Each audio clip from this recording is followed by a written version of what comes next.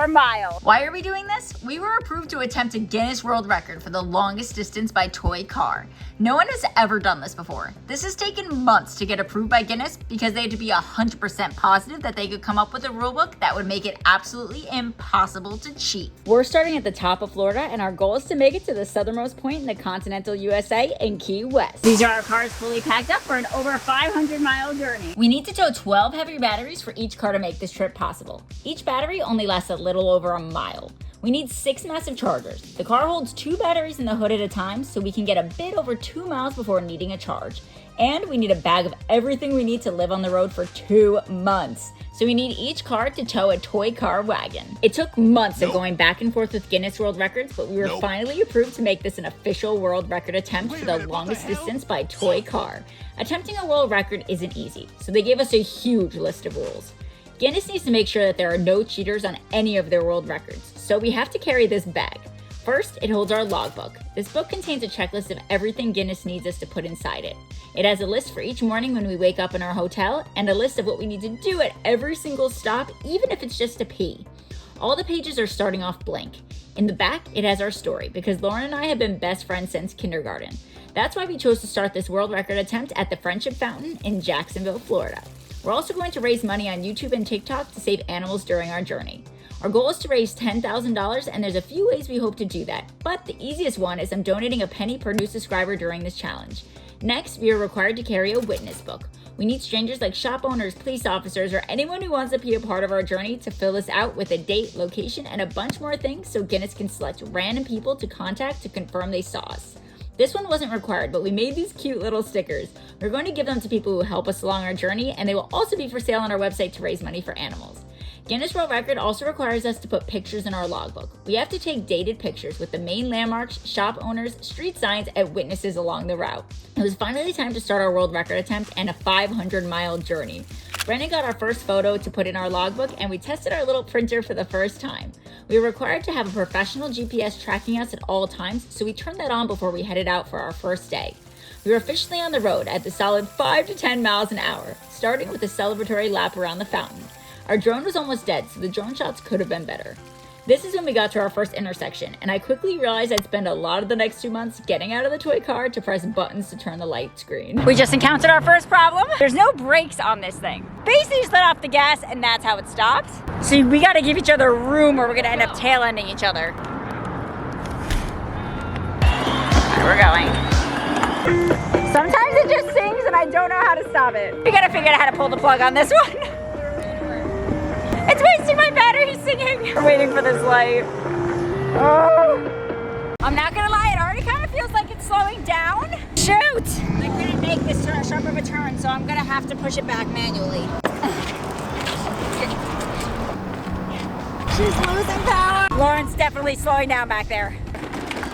Oh no! She's shaking her head. This is what we have to deal with every time we do a battery swap. In our test runs, the batteries lasted 2 to 3 miles. We're not even at a mile yet.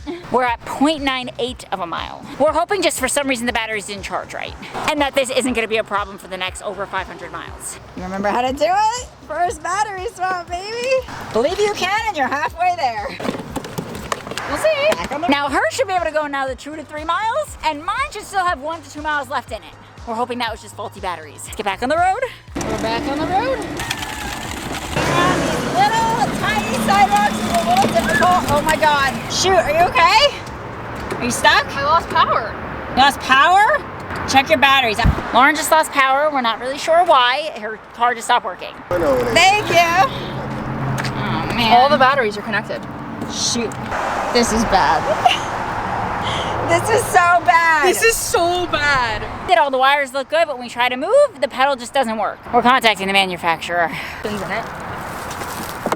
We're trying to use the remote to see if that works. Oh, shoot. We called Brennan so he could check it out and give a third opinion. Sadly, he couldn't figure it out either. He tried everything. I did leave a message with the answering service for the factory that made the car in hopes they'd get back to me today. Lauren just realized she's also missing a mirror. We finally found one of Lauren's car wires that was frayed down. We thought that might be the issue, so we tried swapping that wire with the good wire in my car. We wanted to see if my car would run with the bad wire, and it did. So that wasn't the issue. We found a temporary solution.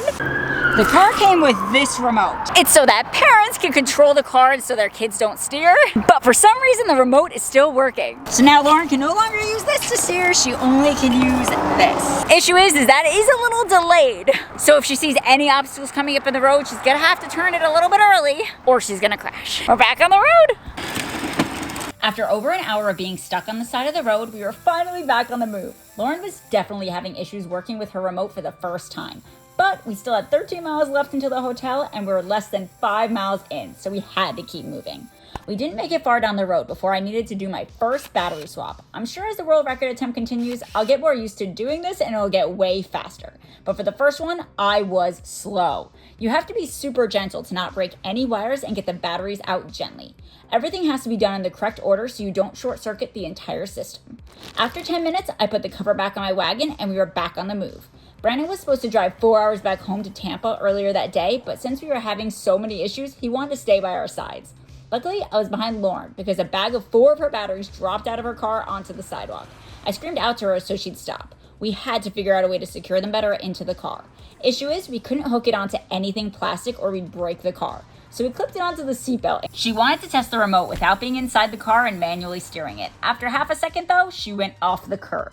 We won't be doing that again. Once we started going, the sidewalk ended out of nowhere for just a split second, so I had to hop down my first curb and onto the next sidewalk. We made it pretty far before I needed another battery swap, but at this point, Lauren's car kept dying way faster than mine, and we weren't sure why. That's when we saw our first sign for Jacksonville Beach, where our hotel would be that night. This gave me my first huge glimmer of hope. We found a taco stand with an outlet. I can't believe this taco stand let us use their one outlet on the side of their truck. They were even excited to let us use it. This was our battery setup for charging and it looked absolutely insane. Charging would take over an hour, so we ordered some of the best tacos and burritos of our entire lives. We were starving. Even though it was dinner time, this was our first meal of the day. In a second, we need to ask the taco stand guy to sign our witness book because we need signatures today. And we also want him to take a picture with us in front of the taco stand because we also need photos. We finished our tacos and took a photo with the shop owner and his wife for the first logbook page. The sun was going down fast and we booked a hotel way too far away. We went only 6 miles so far and we were still 12 miles from the hotel. That would be doable if there wasn't something very wrong with Lauren's car. But at this rate, we would get there at 5 a.m. Bye! Less than 10 minutes later, Lauren's car batteries died again, and at this point, we were 100% sure something was very wrong with her car. We thought earlier that maybe we just messed up charging her batteries, but now that we just recharged, this confirmed we had a huge issue. We had to make the horrible decision to end the world record attempt here, contact the manufacturer, and restart when she has a new car. Sadly, this car has no chance of making it 500 miles, so we'll update you again when we restart, hopefully in just a few days. I just got home and we're not giving up. By the time we reach the southernmost point in the continental USA, we hope to raise $10,000 to save animals. You can become a part of it in 3 ways. First, you can get our custom merch at our website in the description below. Second, I'm donating a penny per new subscriber, which can really add up. Third, you can donate directly in the link below to Best Friends Animal Society. I'll be daily vlogging every day on YouTube or TikTok, so I'll see you tomorrow.